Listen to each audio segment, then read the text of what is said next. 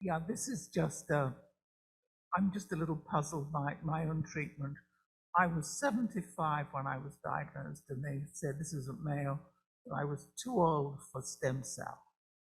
But from what I've heard today, you know, some people who are older than 75 got, I mean, transplants. Yeah. So I'm just wondering what the thinking was there. I think that's very difficult without knowing the specifics of a case. I would tell you that only maybe 5% of people at the age of 75 or less get a transplant. The vast majority don't. And the fact is that, again, you need to look into other health issues, and you need to have a composite idea of what your chromosomal makeup and everything is before knowing if at a given age it is appropriate to do something like a transplant. So I think it's very much difficult to say without knowing the the details of the case.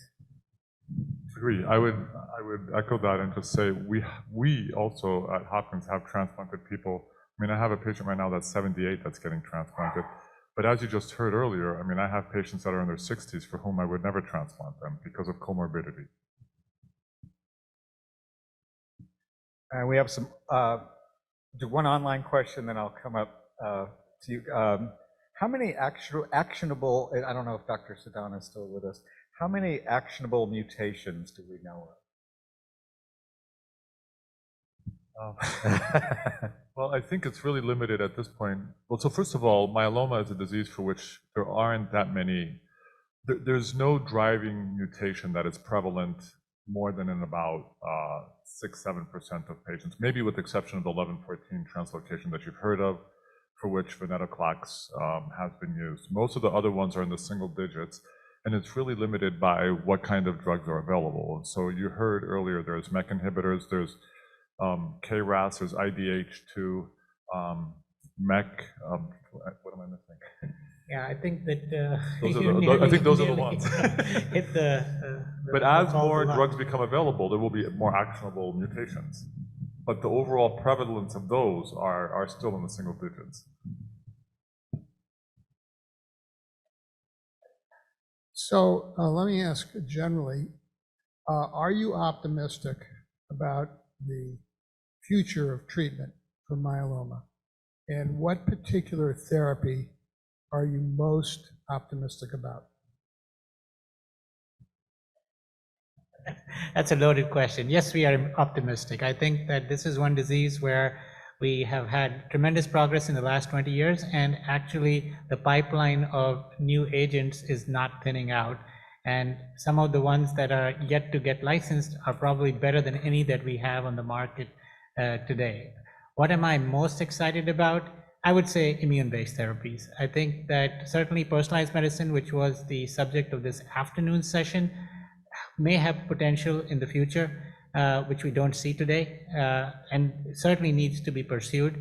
But I think the immune system and harnessing the power of the immune system, whether it be bispecifics, CAR T cells, or these next generation of immune modulatory drugs called cell mods, and who knows what lies beyond that. Those are the ones that I personally am more excited about. No, I completely agree. And I think if you look at really what's happened since the turn of the century with the introduction of thalidomide, which then led to lenalidomide or Revlimid, there has just been a constant improvement in overall survival of the patients, in large part due not so much to the necessarily or transformative addition of new drugs, but to the incremental addition that more and more drugs have imparted on the disease. So in other words, 5 drugs, with 5 new drugs, people are going to do better than they did with 2 drugs, and with 8 drugs they're going to do better. But immunotherapy, and we were talking about this at lunch, I think is going to offer the possibility of long-term remissions. Whether they're cures or chronic transformation into chronic disease, I think remains to be determined. But the memory component of this, I think, is something that is very promising and that is going to transform those patients in whom we can get very good disease control into somebody in whom we can get very good long disease control, which I think is going to be sort of the next frontier. And I would add to that one more thing. I would say that what I'm also excited about is finally that we are able to translate science better. I think that the past, most treatments were fairly what we call empirical. Thalidomide, lenalidomide, bortezomib, Tarprolis, all these drugs, they work, we know. But 10 years after they were licensed, we're still trying to figure out why they work. And now we're, I think, taking it the proper route. We're discovering targets, we're discovering mechanisms, and then taking that scientific data to actually plan the treatment trials of the future. Oh, can you hear me? Okay, great. I agree. I think immunotherapies are the ones that are most promising. And I would go on to a ledge and say, I think in the next 2-3 years, CAR T-cell therapy is probably, the most promising of them all, provided we can get it to our patients. I think the biggest barrier right now is just availability. Because what I've seen with that is somebody can get it. It gives our patients treatment-free intervals, which we have not yet seen with any other therapy, barring transplant a decade or so ago. And I think that makes such a huge impact to their quality of life. But I do think in the next decade, we'll have more things like vaccines, but CAR T-cell therapy to me in the next 2-3 years is the most promising. Yeah, so we talked a lot about personalized medicine and genetic testing. Could you expand a little bit on what genetic tests are the best ones? And my understanding, FISH test is the only one that's standard of care. So how does that work with approving the other tests? And what's the best test to be tested to understand what type of disease you have? So I'll go first. So I think that there are certain tests like the FISH test, the cytogenetics test, and there's actually even what we call a gene expression profiling test, which we don't use much, that are FDA approved and are things that we can offer all patients. Some of the things we talked about in the afternoon session about personalizing tests, we first have to find out what the mutations are. Those tests are not yet FDA approved and are not yet paid for by insurance. They can cost up to $3,000 plus. On the trials that are being run, these tests are paid for by resources that the trials have. So we're doing this MyDrug trial, which Dr. Shaji Kumar talked about, and we are able to sequence specifically for that trial, if patients are eligible, to see if they can get on one or more of those personalized therapy arms. But for the vast majority of patients, unless patients are willing to pay out of pocket, we can't even order these tests. This is a bit of a selfish question here. The dexamethasone, I don't know if I don't like it as much as it doesn't like me, but how long can you tolerate that? And is there something else coming down the line that has the same effect that you can get away from that? So you're not alone. And it's very interesting because dexamethasone and steroids in general were probably the first agents that were shown to be effective in myeloma. And I think what you heard throughout the day is that as patients become resistant to one drug, they move on to the other. But the interesting and maybe fortunate or unfortunate thing in myeloma is that patients seem to never become resistant to steroids. No matter how many lines of therapy they're on, with whichever new drug they end up going on to, that drug always works better when steroids are added. And so, at least I don't know how to alleviate a lot of the toxicities. There are people that are miserable. There are people that tolerate them fine, and there's really nothing that, there's no drug or any kind of thing that can be really done to significantly alleviate a lot of those toxicities. But it is one of the mainstay of all lymphoma/myeloma type therapies. Yeah, I would say that I totally agree. I think that one thing that could, in certain cases, be attempted is after you've got the disease under control, you can try to reduce the dose or eliminate it to minimize the toxicity. But yes, unfortunately, still it's often the thing that makes the partner drug work much better. Surbhi, you have anything else to add? No, nothing else to add apart from that. Actually, one of the questions we got online, and I'll start with you, Dr. Sadana, since you talked about MRD. I am not good at this. The question is, I'm still a little unclear on the current utility of MRD testing and how it's used to determine treatment. Can you clarify that a little bit? Yeah, thanks, Greg. I also tried to answer this question live in the chat. So, right now, we only use MRD to tell patients some general ideas of whether they might expect an early disease relapse or not. If you're MRD negative, as groups of people, you probably are not going to relapse early. But we don't have enough information to use it to guide treatment decisions right now. A lot of patients ask me, like, I'm MRD negative, do I still need a transplant? I'm MRD negative after transplant, do I still need maintenance? And we have no idea how to use that information to make those kind of treatment decisions. And we'll only know the answers to that once we do clinical trials. If you're MRD negative, half the patients get transplant or half the patients get maintenance and half don't, or similar trials like that, and then see what happens to those patients. And I think that's what we are waiting for. Many of these trials are ongoing, but I don't think we should be using this to make treatment decisions in the clinic without having this data. Sometimes the only exception I've made in my clinic is if someone's having a very tough time with maintenance therapy, like they've been on it for a year or two, having a very tough time with low blood counts or other side effects. If they're MRD negative, especially if it's more than one time, we might make somewhat of a decision together that, okay, it's reasonable to stop it if you're having a difficult time, we'll watch you closely. I'd be curious to hear what Dr. Vidge and Dr. Borrello have used for MRD to guide treatment decisions. How do you use MRD for decisions? Sorry, I didn't hear that well. So I agree with everything that you said. I would just like to add two pieces. There is this French trial, it's called IFM 2009, that looked at transplant versus no transplant. And the interesting thing in that trial was that patients that achieved MRD negativity did exactly the same, whether they got transplanted or didn't get transplanted.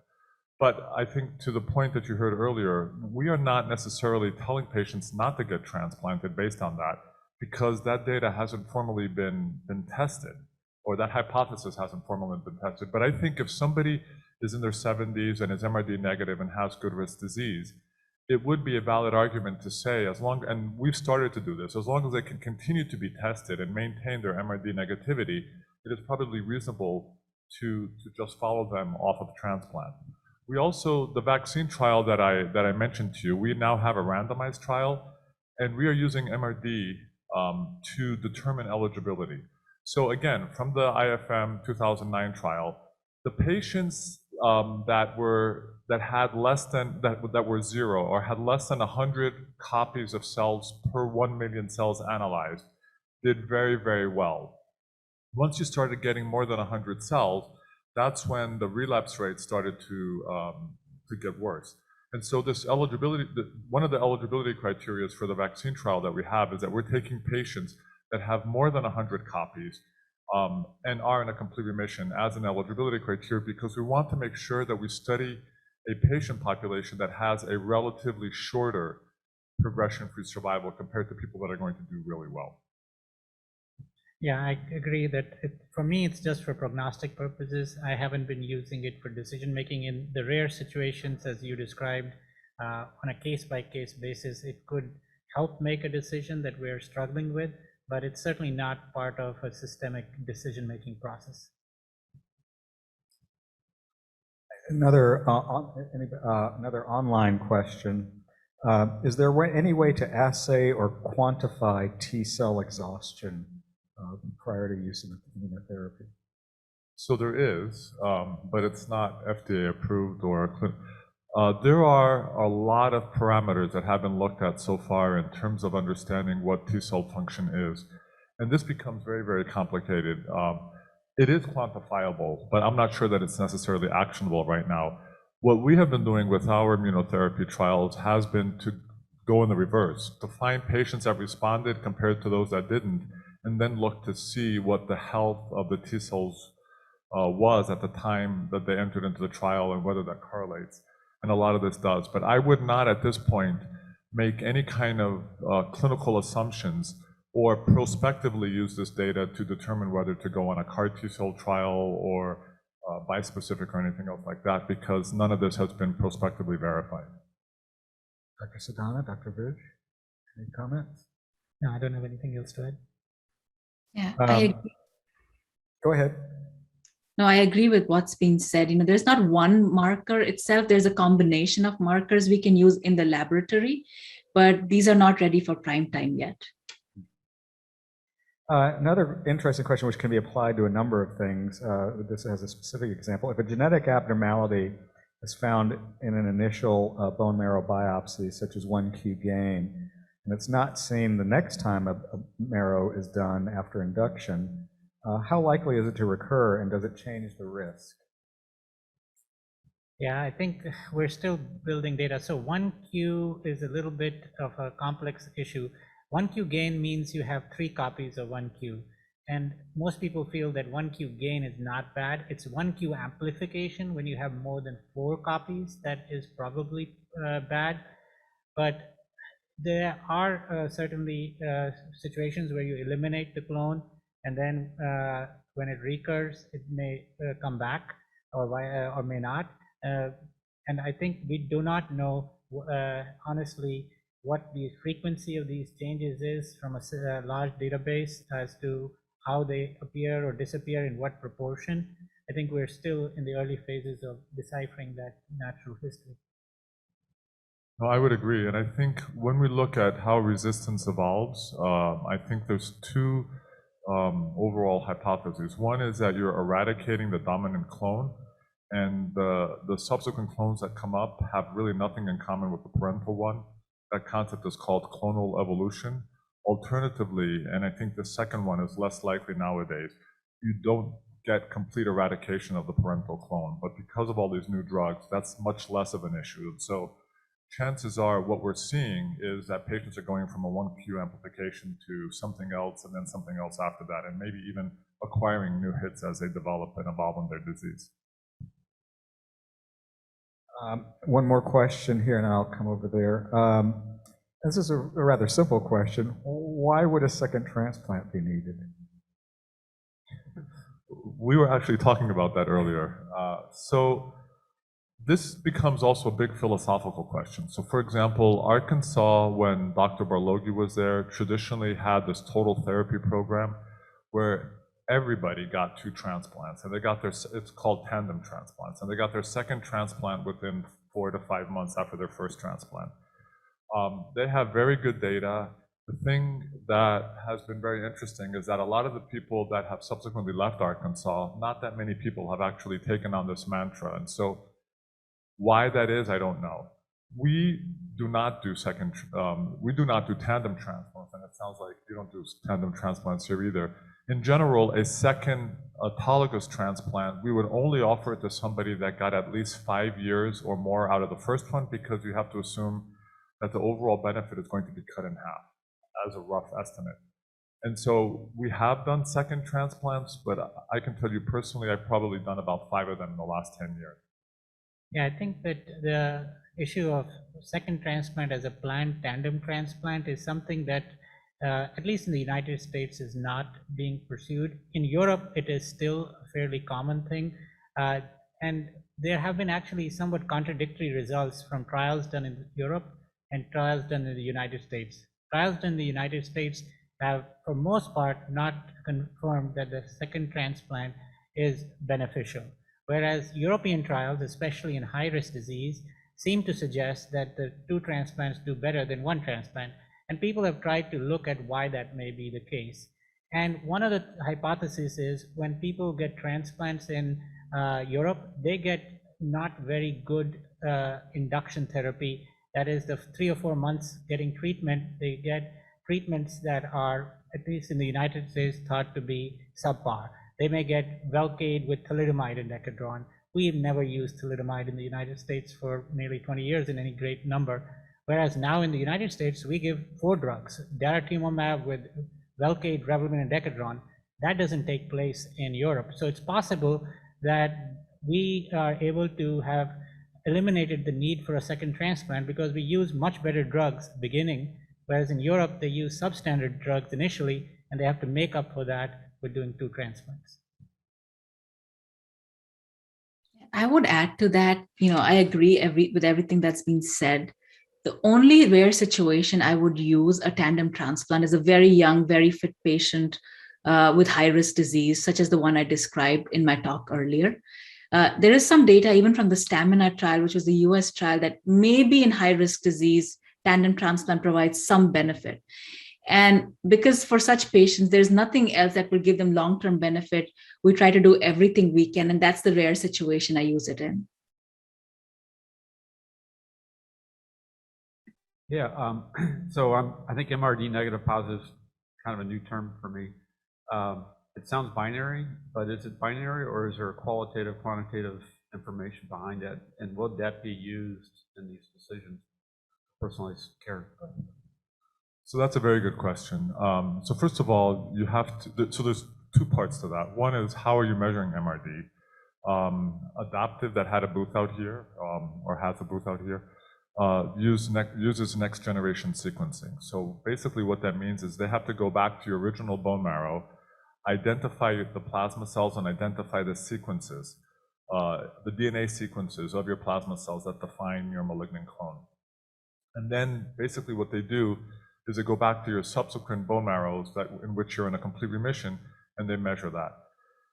In general, there had been a significant amount of discussion as to what defines MRD negativity. If you look at some of the papers, some may be that negativity is defined as less than 1 in 10,000 cells. Now MRD with adaptive is being defined as less than 1 in a million. And that's probably the limit of detection. So next generation sequencing with adaptive is the test that we're using, and I think that a lot of us are using, because it's uniform, it's reliable, it's quantitative. Other groups, for example, the Europeans use flow cytometry. They have developed a panel, and they can get down to 1 in 100,000 cells. Now, the benefit of that is that you don't need to use original parental tumor, where, for example, about 10 to 20%, I mean, adaptive will say it's a lot less than that, but anybody for whom their original bone marrow biopsy is probably older than 4 or 5 years old, the likelihood of being able to get viable DNA to be able to identify those sequences goes way, way down. And so it really works best for a sample of somebody that's relatively newly diagnosed. If you're doing flow cytometry, that's not a problem because you don't need the original parental tumor. You can just use this flow panel and check your results today and then check them again 6 months from now or whenever. And their sensitivity is 1 in 100,000. So, but I would say right now the field is moving towards 1 in a million as MRD negativity.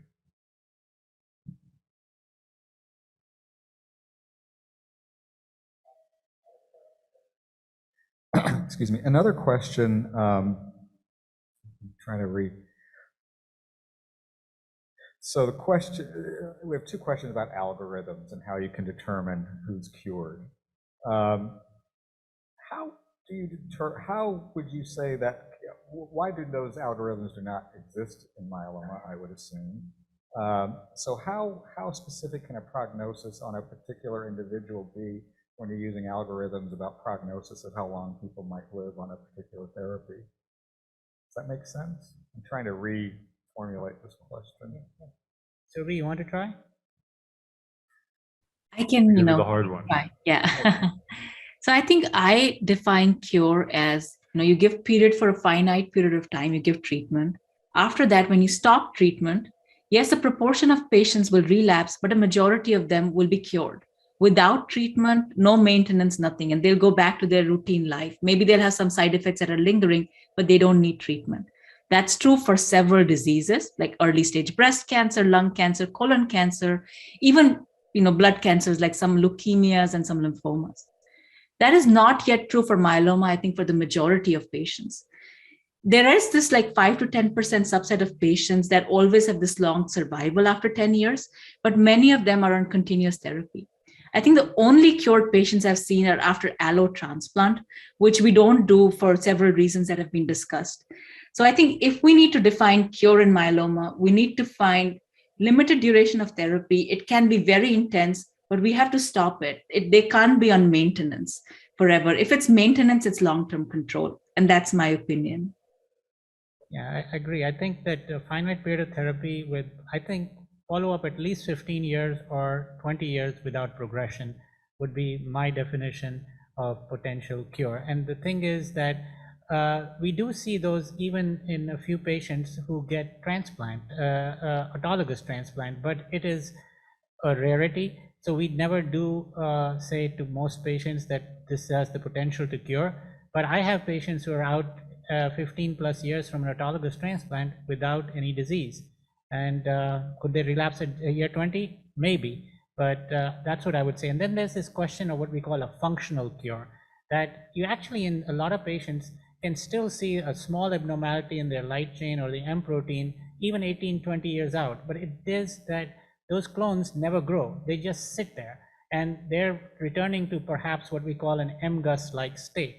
And so there are complexities in this question, I think. It's a very complex question. Is there a different response to CAR T with people who have high-risk genetics? So high-risk genetics in CAR T, is that an issue? So I haven't seen any data to suggest that the response is different. The definition of high risk, as was pointed out earlier, is really measured by the overall duration of the response. But if somebody with a 17p deletion versus somebody with normal risk cytogenetics goes into a CAR T therapy with, the overall disease burden, a lot of other things being equal, I mean, the likelihood of achieving a complete response should probably be equivalent in both of them. There isn't anything to suggest that the overall sensitivity to the treatment is any different. Yeah, I agree. I think that maybe in the years to come, we'll have more data to start making these kind of, calculations. But today, I don't know of any data that tells us that a certain genetic subset does better or worse with CAR T. What we do know is that if you're able to get to MRD negativity with CAR T, you're going to do better like MRD negativity with anything. And, oops, I pressed the wrong button again, I'm sorry. No, I don't have anything else to add. Okay. And let's see.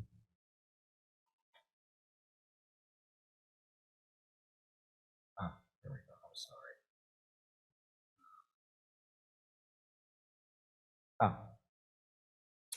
Are any of you using stored stem cells that were left over from a transplant to boost a patient's immune system? Are there other uses of stem cells? So I think that it was alluded to earlier that we, in some instances, do use the stored stem cells not to boost the immune system per se, but actually boost the blood counts so that you can actually have a better chance of enrolling on clinical trials or tolerating therapies later. And in a lot of those cases, we don't even give them another transplant. We just take the stem cells and infuse them later in their disease journey to see if we can get the counts better. And I will add that with CAR T-cell therapy, in some patients, we are seeing prolonged low blood counts.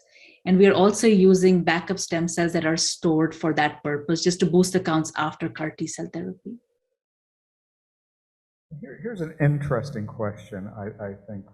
What about a positive MRD patient? In 14 years, I haven't ever gone below an M protein of 0.6. So no question of MRD negative. I'm presently stable on DARA maintenance and considered low risk. In general, would you consider treating to get to MRD negativity? So no, I mean, I think these are the patients that Dr. Bridge was just alluding to. We all have these people, and I would argue that's probably the success. I mean, these people have achieved what I think is probably a state of immune equilibrium, what we're calling myeloma MGUS, and will probably do very well for a very long period of time. So I'm not really sure that there's any benefit for somebody that's done so well for so long to try to drive the disease burden down. And what I would add is that actually it has also been shown that people who have, we said everybody goes through the MGUS, smoldering myeloma spectrum. Most of the patients, unfortunately, never come to light in the MGUS and smoldering myeloma spectrum. They get diagnosed at the myeloma stage.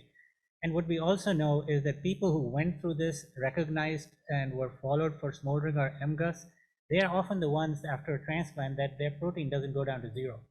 And they, despite not going down to zero, often do pretty well, telling you that their biology which became apparent even before the transplant, probably carries through after the transplant. I 100% agree. Here's again, a very simple question, but I hope you could talk a little bit about progression, and we should have Dr. Kumar here for this. It's a very basic question. Is MGUS always a precursor to myeloma? And if you could also add to that about what's the rate of progression once you get to smoldering myeloma? Surbi, go ahead. Yeah.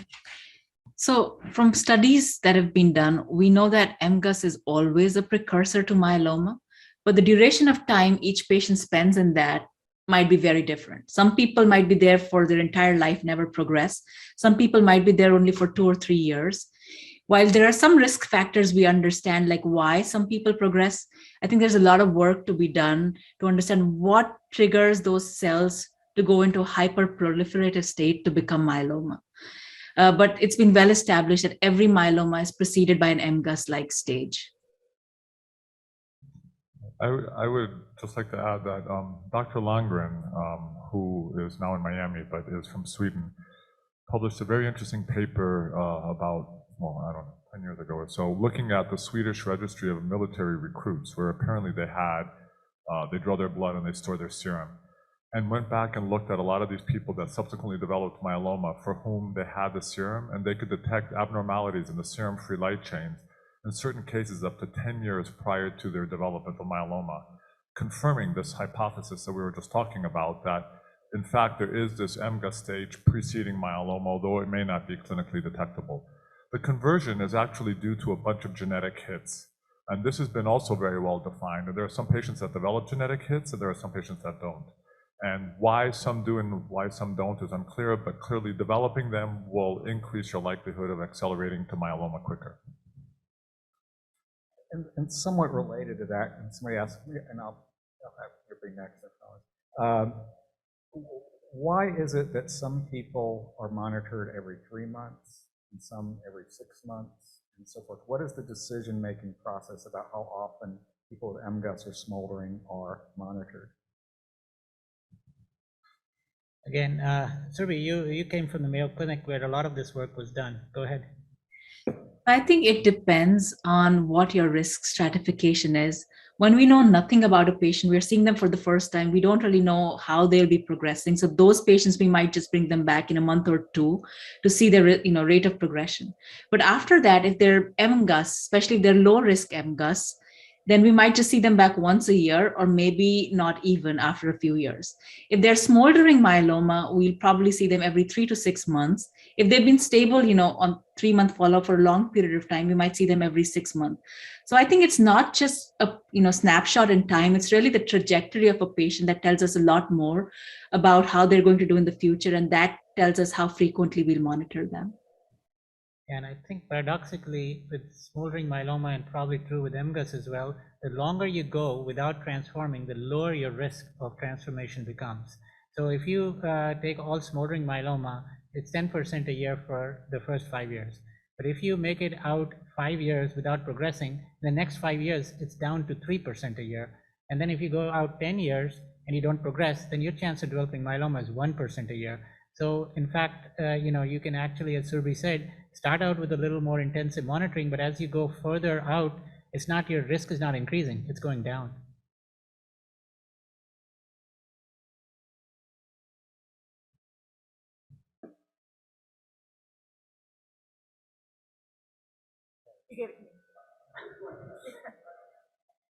So I just have a question about the concept of more early recognition.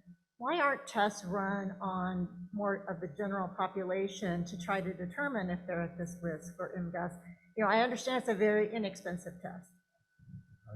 So that's a very good question. And in fact, Dr. Irene Gobriel at Dana-Farber in Boston has a large study called the PROMISE study, of which we're part of it, really trying to answer that question. So it's taking people that are at high risk, or populations that are at high risk, specifically African Americans and first-degree relatives over the age of 35 of patients with myeloma, and basically running an M-spike on these patients to determine whether they have evidence of disease, with the idea being that if these patients can be detected, if these people can be detected earlier, we could certainly prevent the development of complications. At this point, there's no therapeutic intervention per se, but if you can prevent somebody from coming in with a broken bone or in renal failure or things like that, that obviously will have a big impact. And so the field is moving in this direction. I mean, I think you ask a very appropriate and relevant question.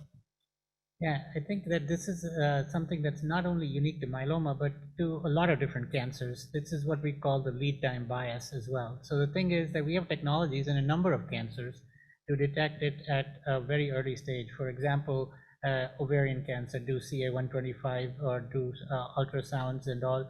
And the fact is that we are able to often detect these. And the fact then becomes, to make it a public policy, you have to show that in a population, you've altered what their long-term outcome is. By detecting them early, have you, in any way changed how long they're going to live?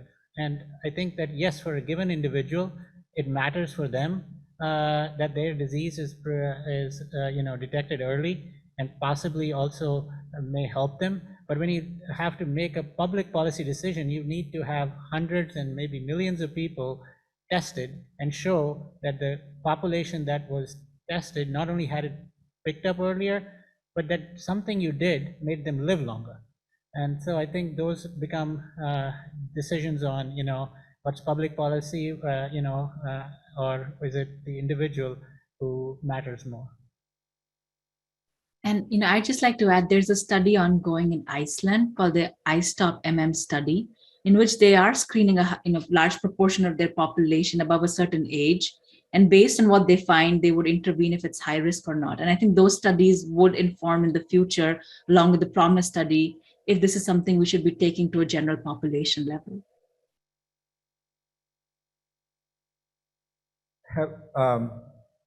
Have you ever changed therapy based on MRD status?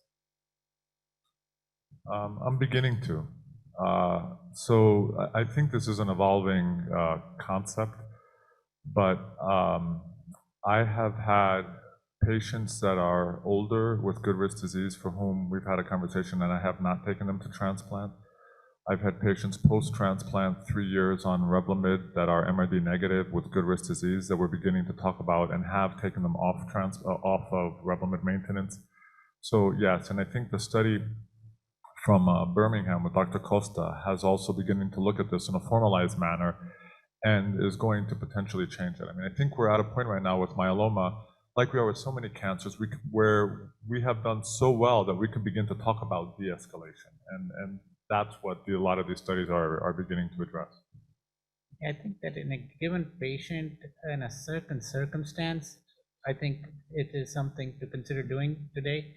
But again, to make it a policy, it's probably premature, because the fact is we do need to get it from the randomized studies. What we often feel in our gut is the right thing sometimes doesn't pan out when you study it scientifically. This is always a dilemma in the practice of medicine, that do you do something today that you have a fairly certain chance will be the right thing to do in 5 years, or do you actually wait for it and do it when you have the data? I think that's a dilemma that each individual has to grapple with individually.